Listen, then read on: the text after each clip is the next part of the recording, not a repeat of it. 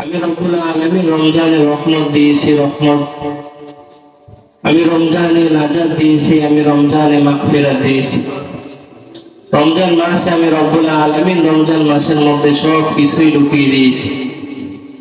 এই রমজান মাসে আমি শয়তানকে শিকল দ্বারা আবদ্ধ করে রেখেছি, বেঁধে রেখেছি, যে উম্মতে মুহাম্মাদি যেন সুন্দরভাবে ইবাদত বন্দেগী করতে পারে, আমি রব্বুল আলামিনকে বেশি বেশি ডাকতে পারে। এজন্য রব্বুল আলামিন উম্মতে মুহাম্মাদিকে সব সুযোগ করে দিয়েছেন, তৌফিক করে দিয়েছেন।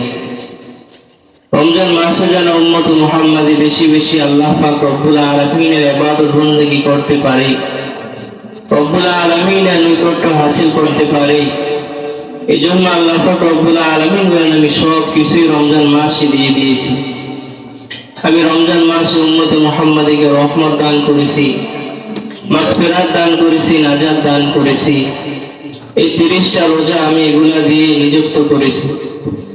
এজন্য রব্বুল আলামিন বলেন যে যখন তোমাদের সামনে রমজান মাস আসবে, তোমরা গনিমত মনে করো, এটাকে নিয়ামত মনে করো। আমি কোরআনে কারীম থেকে এখানে আয়াত তেলাওয়াত করেছি। আয়াতের মধ্যে রব্বুল আলামিন বলেন, ইয়া আইয়ুহাল্লাযীনা আমানু কুতিবা আলাইকুমুস সিয়াম কামা কুতিবা আলাল্লাযীনা মিন ক্বাবলিকুম লাআল্লাকুম তাত্তাকুন। আল্লাহ পাক রব্বুল আলামিন বলেন, হে উম্মতগণ, হে ঈমানদারগণ, তোমাদের উপর রোজা ফরজ করা হয়েছে যেরকম তোমাদের পূর্ববর্তী উম্মতের উপর রোজা ফরজ ছিল। রোজা যে আমরা রাখতেছি এরকম নয়। হযরতে আদম আলাইহিস সালাতু ওয়াস সালাম থেকে আমাদের পর্যন্ত, আমাদের নবী পর্যন্ত যত নবী রাসূল, যত আম্বিয়া কেরাম আল্লাহ পাক রব্বুল আলামিন দুনিয়ার মধ্যে পাঠাইছে, সবার উপরে রোজা ফরজ ছিল। তবে আমরা যেভাবে রোজা রাখি, আগেরকার জমানার মধ্যে এরকম রোজা ছিল না। আগেরকার জমানার কিছু কিছু নবীদের উপর শুধু আশুরার রোজা ফরজ ছিল, কিছু কিছু নবীদের উম্মতের উপর আয়ামে বীজের রোজা ফরজ ছিল। কেউ একটা, কেউ দুইটা, কেউ তিনটা, এইভাবে রোজা রাখতো। উম্মতে মুহাম্মাদের উপর আল্লাহ তাআলা রমজানের রোজাকে ফরজ করেছেন। রোজা আর রমজানের রোজা এটা শুধু উম্মতে মুহাম্মাদের উপর রব্বুল আলামিন ফরজ করেছেন, এবং এই রোজার কারণে রব্বুল আলামিন উম্মতে মুহাম্মাদিকে অনেক দামি বানিয়ে দিয়েছে। আমরা যেরকম রোজা রাখি, ইফতার করি, আমাদের সময় বন্টন করা আছে, ভাগ করা আছে, সাহারির সময় ভাগ করা আছে। আগেরকার জমানার মধ্যে এরকম ছিল না। আগেরকার জমানার নিয়ম ছিল যে মাগরিবের পরে কেউ যদি ঘুমিয়ে পড়তো, তাহলে পরের দিনকার রোজা শুরু হয়ে যাইত। মাগরিবের পরে কেউ যদি খানা খেয়ে বিশ্রাম নিত, তাহলে আবার আগামীকালের রোজা আজকেই শুরু হয়ে যাইত। এইভাবে নিয়ম ছিল। আল্লাহ পাক রব্বুল আলামিন আমাদের উপর দয়া করে, মহব্বত করে, ভালোবেসে আমাদেরকে ইফতারির সময় নিয়ন্ত্রণ করে দিয়েছেন। সাহারির সময় আমাদের নির্দিষ্ট করা আছে, তারাবির সময় নির্দিষ্ট করা আছে, কখন থেকে কখন রোজা রাখবো এরকম নির্দিষ্ট করা আছে। কিন্তু আগেরকার উম্মতে এরকম নির্দিষ্ট করা ছিল না। হাদিসের মধ্যে পাওয়া যায় যে একজন কৃষক সাহাবী, ওনার নাম নিয়ে অনেক মতানৈক্য আছে। কেউ কেউ বলেন কায়েস বিন আব্দুল্লাহ রাদিয়াল্লাহু তাআলা আনহু। উনি রাসূলের একজন কৃষক সাহাবী ছিলেন। উনি সারাদিন খেজুর বাগানে কাজ করতেন। উনি একদিন রমজান মাসে বিকালবেলা ওনার বাড়িতে এসে ওনার বিবিকে বলতেছেন, বিবি, ঘরের মধ্যে কি কোনো খানা আছে? আমাকে একটু খানা দাও, ইফতারের সময় তো ঘনিয়ে এসেছে, আমি ইফতার করব। কায়েস বিন আব্দুল্লাহ রাদিয়াল্লাহু তাআলা আনহু বলেন, আমি যখন আমার বিবিকে কথাটা বললাম, বিবি বলতেছে, স্বামী, ঘরে তো কোনো খানা নাই, আপনি একটু অপেক্ষা করেন, আমি দেখি অন্য কারো বড় খানা পাই কিনা, আমি আপনার জন্য তালাশ করে নিয়ে আসি। কায়েস বিন আব্দুল্লাহ রাদিয়াল্লাহু তাআলা আনহু বলেন, আমি সারাদিন রোজা থাকার কারণে আমার শরীরের মধ্যে একটু দুর্বল হয়ে এসেছে। আমি যখন আমার রুমের মধ্যে যখন বিশ্রাম নেওয়ার জন্য বসলাম, আমার ঘুম চলে আসলো। কিছুক্ষণ পর ওনার বিবি আইসা দেখতেছে ওনার স্বামী ঘুমিয়ে পড়ছে। আগেরকার নিয়ম ছিল যে মাগরিবের পরে কেউ যদি ঘুমিয়ে পড়তো, তাহলে পরের দিনটা রোজা শুরু হয়ে যায়। তো ওনার বিবি চিন্তা করলো, আমার স্বামী যেহেতু ঘুমিয়েই পড়েছে, তাহলে তো পরের দিনকার রোজা শুরু হয়ে গেছে।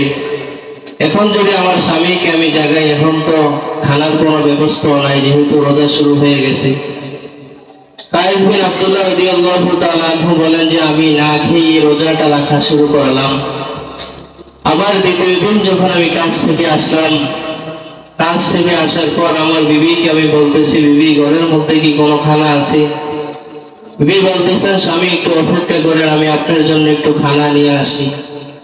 উনি আবার দ্বিতীয় দিন ওনার দুর্বল শরীর নিয়ে যখন বিছানার মধ্যে বিশ্রাম করার জন্য বসলেন, ওনার সঙ্গে সঙ্গে ঘুম চলে আসলো। এভাবে 2 দিন অতিক্রম হওয়ার পর তৃতীয় দিন উনি যখন মাঠের মধ্যে যখন কাজ করার জন্য গেলেন, হযরতে কায়েস বিন আব্দুল্লাহ রাদিয়াল্লাহু তাআলা আনহু বলল, আমার শরীরটা এরকম দুর্বল হয়ে গেছে, আমার শরীরটা এরকম দুর্বল হয়ে গেছে, আমি মাঠের মধ্যে অজ্ঞান হয়ে পড়ে গেছি। এই খবরটা যখন রাসূলের কাছে, রাসূলের দরবারে যখন পৌঁছানো হলো যে ইয়া রাসূলুল্লাহ, আপনার একজন সাহাবী 3 দিন যাবত কোনো কিছু খায় না, উনি না খেয়ে রোজা রাখছে, ওনার হালত এরকম। রাসূলের কাছে পড়ার পর আল্লাহ পাক রব্বুল আলামিন আয়াত নাযিল করে দিলেন যে ততক্ষণ পর্যন্ত তোমরা খাইতে পারবা যতক্ষণ পর্যন্ত সুবহে সাদিক না হবে। ওইখান থেকেই আমরা যেভাবে রোজা রাখতেছি এই নিয়মটা ওইখান থেকেই শুরু হয়ে গেল যে যতক্ষণ পর্যন্ত তোমরা খাইতে পারো খাও, যতক্ষণ পর্যন্ত সুবহে সাদিক না দেখা যাবে। আমরা ভোর রাতে যে শুনি মুয়াজ্জিন সব ডাকি, ওই সুবহে সাদিক যখন বলে সাহারি খাওয়ার সময় শেষ, তখনই সুবহে সাদিকের সময় শেষ হয়ে যায়। এই নিয়মটা ওই জমানা থেকে, ওই সময় থেকে শুরু হয়ে গেছে। এই জন্য রাসূল আকরাম সাল্লাল্লাহু আলাইহি ওয়াসাল্লাম বলেন যে উম্মতে মুহাম্মাদীকে, আমার উম্মতকে আল্লাহ পাক রব্বুল আলামিন সব কিছুই ছাড় দিয়েছেন, সহজ করে দিয়েছেন। এরকম ভাবে কাসাসুল আম্বিয়া কিতাবের মধ্যে পাওয়া যায়, হযরত ওসমান রাদিয়াল্লাহু তাআলা আনহুর জামানার মধ্যে একজন মুসলমান বাদশা ছিল। উনি মানুষদেরকে হক পথে দাওয়াত দিতেন, হক পথে নসিহত করতেন। ওনার একজন ছেলে ছিল, হযরত ওসমান রাদিয়াল্লাহু তাআলা আনহু বলেন যে মুসলমান বাদশা যখন একবার রমজান মাসে সাহারি খাওয়ার জন্য ভোর রাতে যখন উঠলেন, ওনার ছেলে ওনাকে বলতেছেন, বাবা এত রাতে তুমি কি জন্য উঠলা? তখন ওই বাদশা বলতেছে, বাবা এটা হলো রমজান মাস, আর রমজান মাসে ভোর রাতে খানা খাইতে হয় সুন্নত অনুযায়ী। আমি দিনে রোজা রাখবো, এই জন্য আমি এখন উঠলাম রোজা রাখার জন্য, খানা খাবো। ওই ছোট্ট বাচ্চা তার বাবাকে বলতেছেন, হে বাবা রোজা কি? তখন বাদশা বলতেছে, রোজা হলো রব্বুল আলামিনকে রাজি খুশি করার জন্য সারাদিন না খেয়ে থাকা, রোজা রাখা। এই কথাটা যখন ছোট্ট বাচ্চাটা শুনলো, ছোট্ট বাচ্চা তার বাবাকে বলতেছেন, বাবা তাহলে আমিও আজকের থেকে রোজা রাখবো। বাদশা যখন এই কথাটা শুনলো, বাদশা খুশি হয়ে গেল এবং তার ছেলেকে সাহারি খেয়ে সারাদিন রোজা রাখার জন্য এরকম ভাবে শুরু করলো। সকাল যখন হলো, বাদশা তার রাজ দরবারে এলান করতেছে, সবাইকে বলতেছে, শোনো আজকে তোমাদের জন্য একটা খুশির সংবাদ আছে, সেটা হলো আমার ছেলে আজকে রোজা রাখছে, এটার বিনিময়, এটার বদলে এই খুশিতে আজকে আমি তোমাদের সবাইকে ইফতার করাবো। পুরা রাজ দরবারের মধ্যে যখন এলান করে দিল, দুপুর যখন হলো, দিন যখন অতি আগাইতেছে, ওই ছেলের পেটের মধ্যে, শরীরের মধ্যে এরকম দুর্বল হয়ে আসতেছে, খিদা লাগতেছে। দুপুর হওয়ার পর ওই ছেলে ওনার বাবাকে গিয়ে বলতেছেন, হে বাবা আমি তো ছোট মানুষ, আমার এখন খিদা লাগছে, আমি এখন কি করবো, আমি এখন খানা খাইতে চাই। বাদশা বলতেছে, বাবা এখনো তো ইফতারের সময় হয় না, ইফতারের যখন সময় হবে আমি তোমাকে ডেকে খানার ব্যবস্থা করে দিব। ওই ছোট্ট বাচ্চা বলতেছে, বাবা না, যে করি হোক তুমি আমাকে খানা দাও, আমি এখন খানা খাবো। বাদশা এখন পেরেশান হয়ে গেছে, হায়রে আমি তো আমার রাজ দরবারের সবাইকে দাওয়াত দিয়ে দিলাম, ইফতারের দাওয়াত দিয়ে দিলাম, আজকে আমার ছেলে রোজা রাখছে, আমার ছেলেকে নিয়ে আজকে ইফতার করবো। এখন যদি আমার ছেলে যদি রোজা ভেঙে ফেলে, মানুষের সামনে আমি কিভাবে মুখ দেখাবো? বাদশা পেরেশান হয়ে গেল। তখন বাদশার দরবারে একজন মানুষ ছিল, উনি বলতেছেন, বাদশা আপনি পেরেশান হবেন না, আপনি চিন্তা করবেন না, আমাদের গ্রামের মধ্যে একজন কাঠুরি আছে, ওই কাঠুরিয়া মানুষকে ভালো ভালো পরামর্শ দেয়। ওই কাঠুরিয়ার কাছে সবাই যায় ভালো ভালো পরামর্শ মানে আপনি একটু যান আপনার ছেলেকে নিয়ে, আশা করি ওই কাঠুরিয়া একটা ভালো একটা পরামর্শ দিবে, আপনার ছেলে রোজাটা রাখতে পারবে। বাদশা যখন ওনার ছেলেকে নিয়ে যখন ওই কাঠুরিয়ার বাড়িতে চলে গেল, বাড়িতে যাওয়ার পরেই ওই কাঠুরিয়া বাদশাকে দেখে বলতেছেন, বাদশা কি ব্যাপার, হঠাৎ করে আপনি আমার বাড়িতে আসলেন, কোন কারণে? তখন ওই কাঠুরিয়া বলতেছে যে আমি তোমার কাছে, বাদশা বলতেছে আমি তোমার কাছে একটা কাজ নিয়ে এসেছি, আমি অনেক পেরেশানিতে আছি, তুমি একটু এটার ব্যবস্থা করে দাও। কাঠুরিয়া বলতেছে আপনি কি পেরেশানিতে আছেন একটু বলেন। তখন বাদশা বলতেছে দেখো, আমি আমার ছেলেকে রোজা রাখার জন্য যখন আজকে ভোর রাত্রে খানা খাইছি, আমার ছেলের মনের মধ্যে একটা আশা যে আজকে রোজাটা রাখবে, কিন্তু দিন যত আগাইতেছে আমার ছেলের পেটের মধ্যে যত ক্ষুধা লাগতেছে, তুমি এর একটা ব্যবস্থা করো। ওই কাঠুরিয়া বলতেছে বাচ্চা আপনি কোনো পেরেশানি করবেন না, চিন্তা করবেন না, আপনি আপনার রাজ দরবারে চলে যান, আপনার ছেলেকে আমার কাছে দিয়ে যান, যখন ইফতারের সময় হবে আমি আপনার ছেলেকে আপনার রাজ দরবারে পৌঁছিয়ে দিব।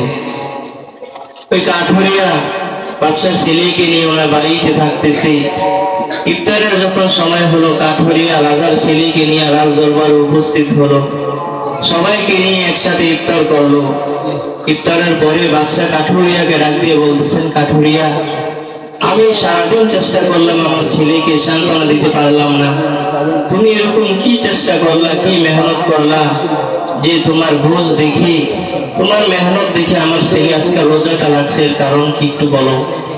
কাঠুরিয়া বলতেছেন বাদশা আমার ঘরের মধ্যে সামান্য কিছু তেঁতুল ছিল, আপনার ছেলে যখন এটা খাইতে চাইলো, আমি কিছু সময় তেঁতুলের মধ্যে লবণ লাগাই, আবার যখন খাইতে চায় আমি কিছু সময় তেঁতুলের মধ্যে মরিচ লাগাই, এভাবে করে করে আমি সময়টা অতিক্রম করে ফেলছি, আস্তে আস্তে ইফতারের সময় ঘনিয়ে এসেছে, এই জন্য আমি তাকে আপনার দরবারে নিয়ে এসেছি। বাদশা যখন এই কথাটা শুনলো, বাদশা খুশি হয়ে ওই কাঠুরিয়াকে 1000 টাকা পুরস্কার দিল। 1000 টাকা পেয়ে কাঠুরিয়া বলতেছে আলহামদুলিল্লাহ। বাদশা বলতেছে হে কাঠুরিয়া তুমি কেন আলহামদুলিল্লাহ বললা? কাঠুরিয়া বলতেছে বাদশা আমি তো ইফতার করতে পারি, কিন্তু আমার ঘরের আশেপাশে কয়েকটা ঘর আছে, তারা কয়েকদিন যাবৎ কোনো খানা পায় না, ইফতার পায় না, তাহরি পায় না, এজন্য আমি টাকাটা পেয়ে এই জন্য আলহামদুলিল্লাহ বললাম। আজকে আমি বাড়িতে যাই ওদের ইফতারির ব্যবস্থা করব, টাকা দিয়ে ওদের এরকম ভাবে খানার ব্যবস্থা করব। এজন্য রমজান মাস আসলেই রাসূল আকরাম সাল্লাল্লাহু আলাইহি ওয়াসাল্লাম সাহাবায়ে কেরামদেরকে তালকিন দিতেন, সাহাবায়ে কেরামদেরকে নসিহত করতেন, হে আমার সাহাবায়ে কেরাম রমজান মাসে তোমরা বেশি বেশি ইবাদত বন্দেগী করো, রমজান মাসে বেশি বেশি রব্বুল আলামিনকে ডাকো, এবং রমজান মাসে বেশি বেশি তোমরা একজন আরেকজনকে ইফতার করাও।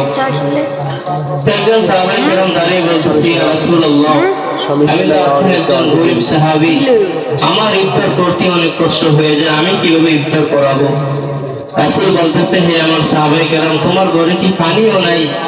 ওই সাহাবী বলতেছে হ্যাঁ ইয়া রাসূলুল্লাহ আমার ঘরে তো পানিও আছে। বলতেছে তুমি যদি পানি দাও কোন রোজাদারকে ইফতার করাও, তাহলে আল্লাহ পাক রব্বুল আলামিন তোমার আমলনামার মধ্যে অনেক সওয়াব দিয়ে দিবে। তোমার ঘরে যদি খেজুর থাকে, খেজুর দ্বারা যদি ইফতার করাও, আল্লাহ পাক রব্বুল আলামিন তোমার আমলনামার মধ্যে অনেক সওয়াব দিয়ে দিবে। রাসূল বলেন যে রমজান মাস হলো আমল করার মাস, রমজান মাস হলো ইবাদত করার মাস, রমজান মাস হলো বন্দেগী করার মাস। এই রমজান মাসে আল্লাহ তাআলা মুমিন বান্দাদেরকে সুযোগ করে দিয়েছেন ইবাদত করার। রমজান মাসে কেউ যদি একটা নফল ইবাদত করে, আল্লাহ পাক রব্বুল আলামিন বলেন যে রমজানের বাহিরে কেউ যদি একটা ফরজ আদায় করত, আল্লাহ পাক রব্বুল আলামিন এই নফল আদায়ের কারণে তার আমলনামার মধ্যে ফরজের সওয়াব লিপিবদ্ধ করে দেন। রমজান মাসে কেউ যদি একটা ফরজ ইবাদত করে, ফরজ আদায় করে, আল্লাহ পাক রব্বুল আলামিন রমজানের বাহিরে 70টা ফরজ আদায় করার সওয়াব তার আমলনামার মধ্যে লিপিবদ্ধ করে দেন। এটা হলো রমজান মাসে বেশি বেশি ইবাদত করা, রমজান মাসে বেশি বেশি বন্দেগী করা, রমজান মাসে এক মুসলমান আরেক মুসলমানকে ইফতার করানো, এক মুসলমান আরেক মুসলমানের জন্য বেশি বেশি দোয়া করা। একবার রমজান মাসে কিতাবের মধ্যে পাওয়া যায় আল্লাহ রাসূলের আদরের মেয়ে হযরতে ফাতিমা রাদিয়াল্লাহু তাআলা আনহা যখন রাত্রেবেলা যখন সাহারি খাইতে উঠলেন, সাহাবায়ে কেরামদের ঘরগুলো কিন্তু অনেক করুণ অবস্থা ছিল। ওরা যদি একবেলা খাইতে পারতো, আরেক বেলা খাইতে ওনাদের কষ্ট হয়ে যেত। সাহাবায়ে কেরামদের জিন্দেগি অনেক কষ্ট ছিল। রাসূলের মেয়ে ফাতিমা রাদিয়াল্লাহু তাআলা আনহা বলেন যে আমরা একবার রমজান মাসে যখন সাহারি খাওয়ার জন্য রাত্রেবেলা উঠলাম, আমার ঘরে শুধু পানি ছিল, আর কোনো কিছুই ছিল না। তা আমি আর আমার স্বামী হযরতে আলী রাদিয়াল্লাহু তাআলা আনহু রাত্রেবেলা উঠে পানি খেয়ে আমরা রোজা রাখলাম। সকাল হবার পরেই হযরতে আলী রাদিয়াল্লাহু তাআলা আনহু কাজের সন্ধানে কাজ করার জন্য বাইর হয়ে গেল। কিছুক্ষণ পর হাসান আর হোসাইন ওনার মার কাছে এসে বলতেছে, আম্মা জান, আমাদের অনেক খিদা লাগছে, আমাদেরকে খানার ব্যবস্থা করো। তো হযরতে ফাতিমা রাদিয়াল্লাহু তাআলা আনহা বলেন যে বাবা একটু দাঁড়াও, একটু বসো, তোমার বাবা তো কাজের সন্ধানে গিয়েছে, বিকাল বেলা তোমার বাবা তোমাদের জন্য খানা নিয়ে আসবে, ওইটা পান করো, খাও। হযরত আলী রাদিয়াল্লাহু তাআলা আনহু ওদিক দিয়ে পুরো মদিনা তন্ন তন্ন করে খুঁজে ফেলতেছে, কোনো জায়গার মধ্যে কোনো কাজ পাইতেছে না। আলী রাদিয়াল্লাহু তাআলা আনহু বলেন, দেখ পর্যায়ে আমি এক সাহাবীর বাড়িতে গেলাম। বাড়িতে গিয়ে সাহাবীকে বলতেছি, হে আমার সাহাবী ভাই, তোমার ঘরে যদি কোনো খানা থাকে আমাকে কিছু খানা দাও, এটার দ্বারা আমরা আজকে ইফতার করব।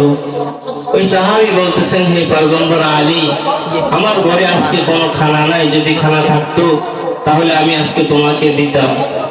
হযরত আলী রাদিয়াল্লাহু তাআলা আনহু বলল যে আমি যখন কোনো কাজ পাইতেছি না, আমি হাঁটতে হাঁটতে শহরের এক পর্যায়ে গেলাম। শহরের মধ্যে পাশে গিয়ে একজন ধনী ব্যক্তি আছে, ওনার কাছে কাজের সন্ধান চাইলাম। ওনার অনেক খেজুর বাগান আছে, উনি আমাকে খেজুর বাগানের মধ্যে একটা কাজ দিল। তো আমি সারাদিন কাজ করার পর বিকাল বেলা ওই খেজুরের বাগানের মালিকের কাছে যখন আসলাম, উনি আমাকে কিছু খেজুর দিল।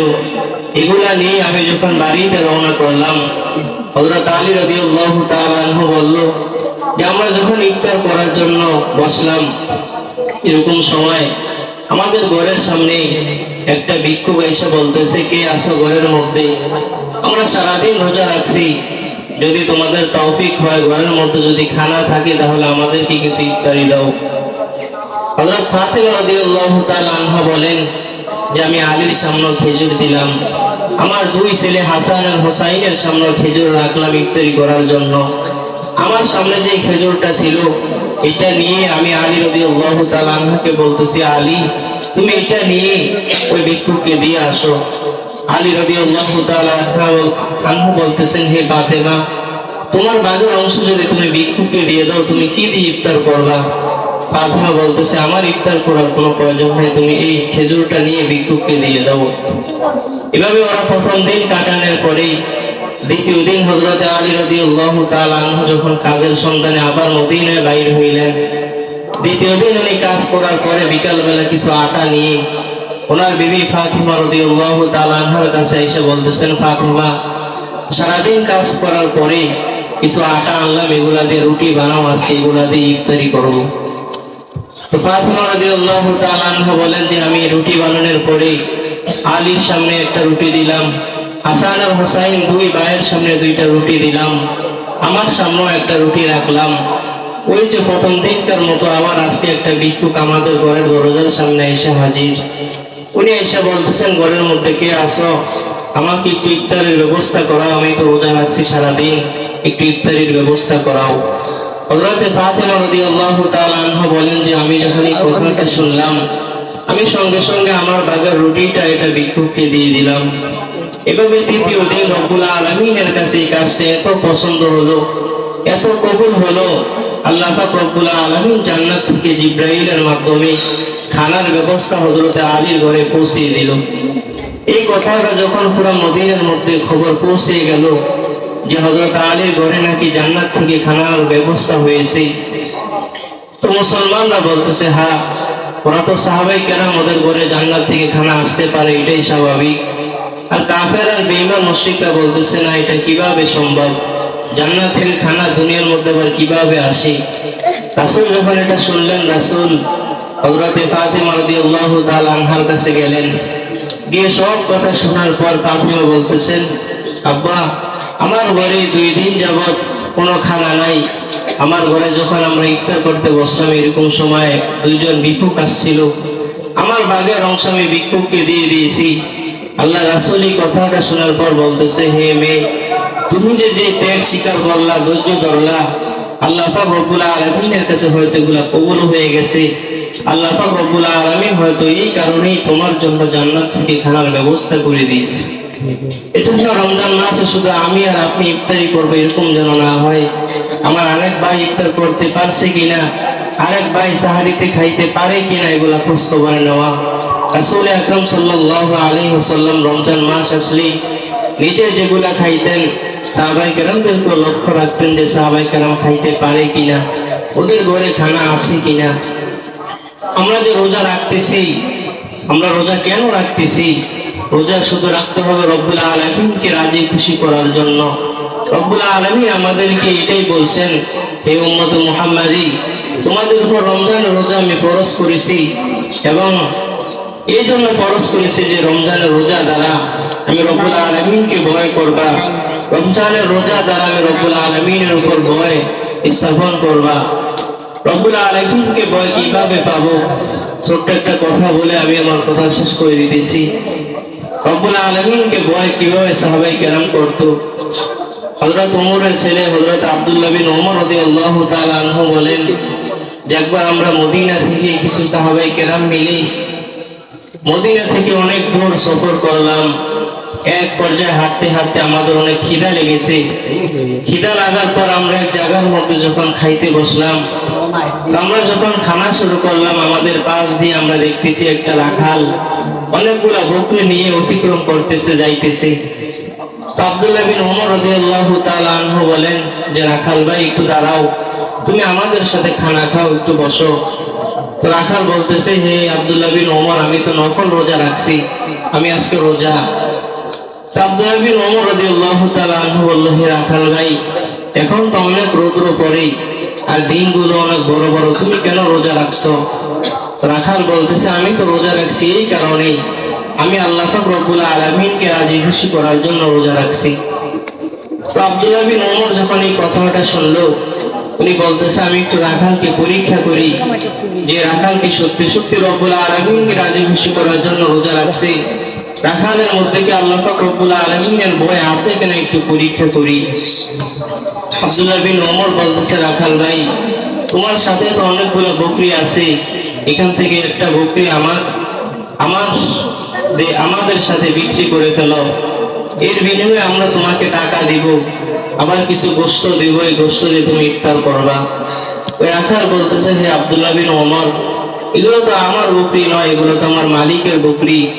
আমি যদি তোমার থেকে বকরিগুলা বিক্রি করে ফেলি, আমার মালিক কিন্তু জানবে না, দেখবে না, কিন্তু আমার তো আরেকজন মালিক আছে, আমার তো আরেকজন আল্লাহ আছে, উনি তো দেখবে। হাসরের ময়দানে রব্বুল আলামিনের সামনে আমি কি জবাব দিব? রাখালের এই ভয় দেখে, তাকওয়া দেখে আব্দুল্লাহ বিন ওমর রাদিয়াল্লাহু তাআলা আনহু বলতেছে, আমি মদিনায় যাওয়ার পরে ওই রাখালের মালিকের কাছে গেলাম, মালিকের কাছে গিয়ে এই রাখালকে আজাদ করে দিলাম। আজাদ করার পরে ওই রাখালের মালিক থেকে যতগুলো ছাগল ছিল সব কিনে এই রাখালকে আমি দান করে দিলাম।